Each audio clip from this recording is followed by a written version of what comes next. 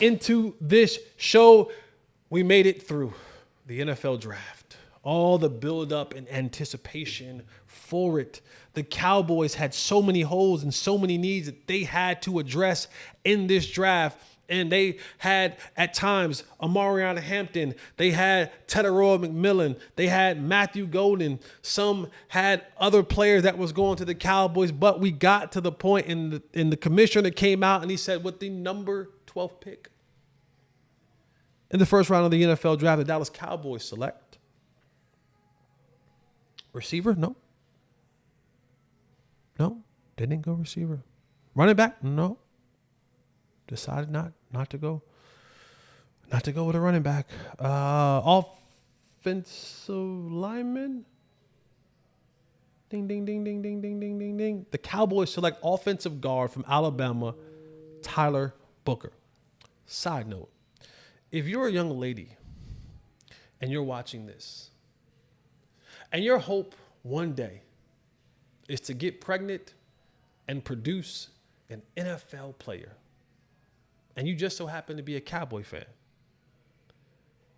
if you name your son Tyler, I don't know if it's going to get him to the Cowboys or the NFL, but you got a better chance at it. Because it seems like the Cowboys, they got 3 Tylers now. They got Tyler Guyton, Tyler Smith, and Tyler Booker. They had a Tyler Biadasz at one point in time as well. I mean, if you're a Tyler, you got a good chance of being on the Cowboys. So, ladies, if you're thinking about getting pregnant, Tyler might be a name if you want your old baby boy to potentially grow up one day and be a Dallas Cowboys. I'm not saying it's guaranteed, but I'm saying it's a possibility. The Cowboys take Tyler Booker with the number 12 overall pick. Now, if you guys watch me on my draft show and coverage with DLL's Cowboys podcast, shout out to my guys over at there, Jeff Kavanaugh, Joe Hoyt, Clarence Pop Hill. Initially, because I was caught up in the glitz and glam of explosive player, we all know I was a huge fan of Emeka Egbuka. I wanted Egbuka. Initially, didn't like it. I didn't like it. I allowed my fandom of excitement and sexy and my prejudice for wide receivers to shun anyone else from that spot. And then I went home and I slept on it and I woke up the next morning and I said, okay. Not bad. Kind of dug a little bit more into Tyler Booker. And then I heard him talk. And boy, was I impressed. Now, he spent some time in Jersey. Just saying.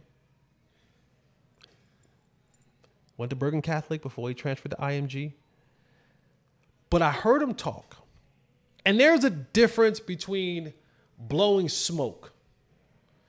You know, having because you can only have these made up answers. You know, for those who don't know, when you go to these draft prospects, a lot of times if you're a potential high draft pick, when you go to training, I don't care what facility you go to. You go to Exos, you go to D1, you go to Fisher Sports. I don't care, Florida, California, Phoenix, wherever it is that you go and you train. Dallas. A part of the process is you're doing your physical training for the combine. But what they do is they bring in former scouts and former GMs, and then they test you on some of the questions that teams may ask you in the interview process. To kind of just, they pepper you with questions, but they also prepare you help you prepare answers for these ready-made questions. Because a lot of them are going to be the same. But they try to get you in the right mind frame. But what happens is once you get drafted and now you're being asked questions by reporters of all kinds, you can't prepare for an answer. So what ends up coming out is kind of technically like who you really are. And not to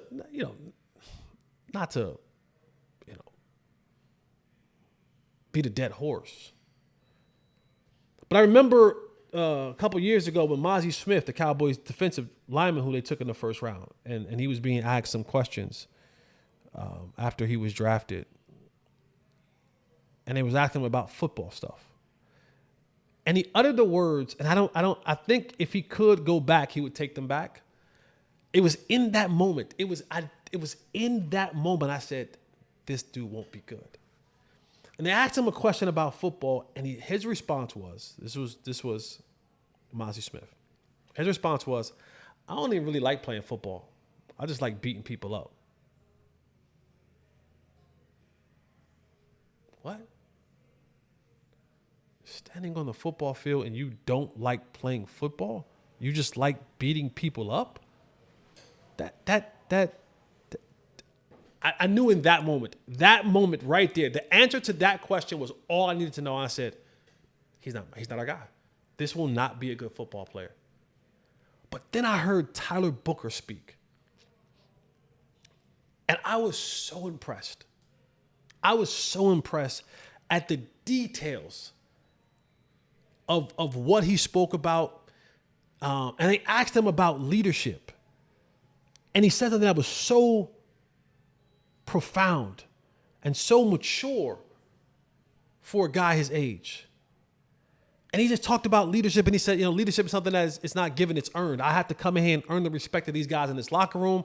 I'll do all I can to do. He was talking with so much maturity.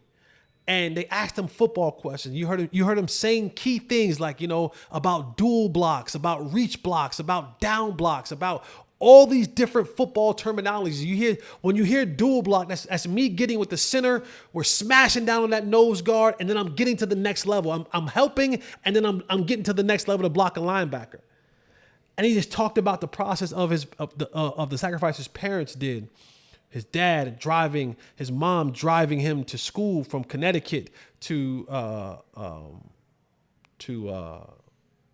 middle school in Connecticut, then transferred. Then his dad taking a job in New Jersey so he can go to one of the powerhouse football schools in New Jersey, Bergen Catholic. And then them having to invest in again and going all the way to Florida to IMG. It was just, even his music selection, he even had that down to it. He was just like, if I get too hype, I get up in the morning, I listen to gospel.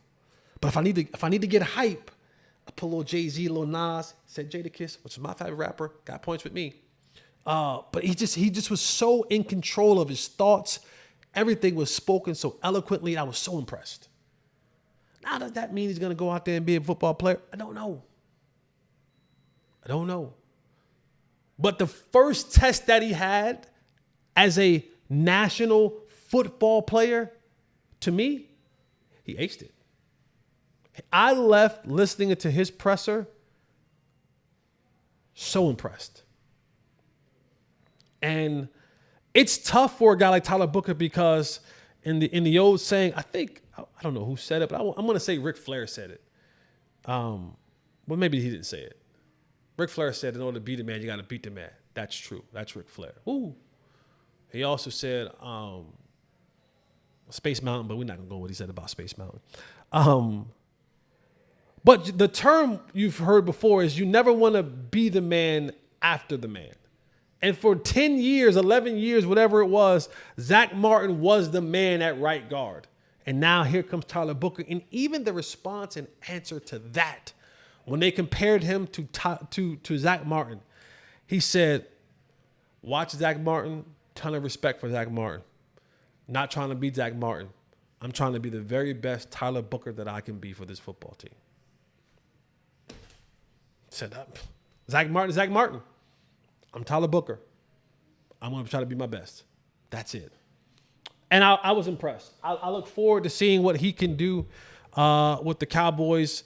I know I wanted something more sexy, but the Cowboys in this draft, they were very, very, and him as a player, he's a good player. SEC, plays some top competition, and he's a really, really, really solid, good player. Will he be Zach Martin? I don't know. We will all compare him to Zach Martin. Every time he does, he gets a holding penalty, we're going to say, man, Zach Martin in 11 seasons, he only had 9 holding penalties. He had 9 first All-Pros. Like everything that he does. Gives up a sack, Zach Martin going to give up that sack. We're going to compare him to Zach Martin, whether he likes it or not. I'll get a chance to speak to him and all the other rookies I'll talk about. I'm privileged and honored that I get a chance to speak to them, not as a media member, but as a family member, as an alum of the Cowboys. I've spoken to the rookies 6-7 years running now. That date for me is coming up, and I'll get a chance, and I get a chance to be raw and uncut with them. So I'll get a chance to see and speak to Tyler. But I look forward to seeing him play. I think he will be. He needs to be. He has no choice. He has a choice, but from a fan's perspective, he has to be. He has to be. He has to be leaps and bounds better than Brock Hoffman and T.J. Bass. He can't be par. Can't be. Sorry, young fella. Sorry. You have to find here is the standard, okay? The standard for you is Zach Martin. That's the standard. The floor, ceiling is the roof. The floor can't be Tyler Guyton in your first year. So now, here's the gap. Zach Martin, Tyler Guyton. You're going to be Tyler Guyton because you're a first-round offensive lineman. Zach Martin because he was the gold standard at that position. You got to fall somewhere in this closer to the top. Closer to the top. Because Brock Hoffman is somewhere down here. He's not at the top, but he's right around, hovering around average. Average NFL player. Who's that? Yeah. Don't confuse being a nasty player with being a very good player. I'm just saying. But he's down here. Not the worst, not the best. You have to come in and be closer to the best. Do I think you can do it? Sure. Sound like you can. They're going to need it in more ways than one. New coaching staff. Dak is coming off a season-ending a hamstring injury. He's going to need the protection. And it's even more important because the protection from the interior offensive line is what Dak needs the most. Yes, he needs his tackles to be somewhat serviceable, but if you give him a clean pocket, Dak can be a really good quarterback.